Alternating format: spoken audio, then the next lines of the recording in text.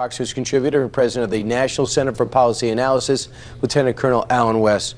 Colonel, so Black Lives Matter says a little protest in Minnesota as they march down the street and say pigs in a blanket, fry them. We don't have to go over it again. But at the same time, this is one day after a cop is murdered because he had the audacity to put gas in his car wearing a uniform. Do you see a linkage? Well, Brian, good morning. It's good to be with you. And there is a linkage out there because there is this speech that has been accepted.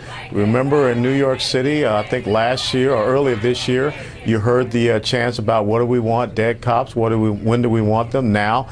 But you have to ask this very simple question in the United States of America: what defines hate speech to the progressive socialist left?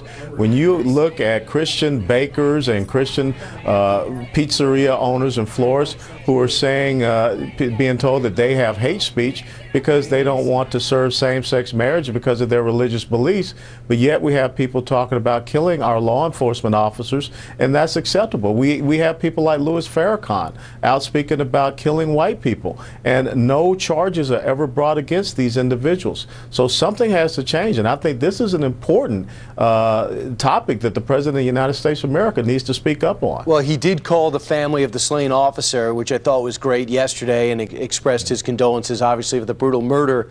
But it was brought up yesterday, if you're going to say what happened in Texas is related to the chants going on in Minnesota, it was brought up last night with Megyn Kelly, well, then you got to say that Sarah Palin's remarks have something to do with the shooting with Gabby Giffords. Do you agree?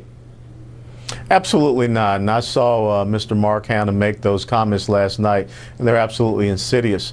You know, you do have a movement out there that is funded by the left, George Soros, this Black Lives Matter, but you don't see these people going into the neighborhoods in New York City, and Chicago, Detroit, Baltimore, Atlanta, where you see this absolute increase, this incredible genocide going on of young black men that are killing themselves. This is all driven by political ideology, and the fact that we are allowing people to go out in quote-unquote protests to talk about killing our law enforcement officers, that's not free speech, that's hate speech.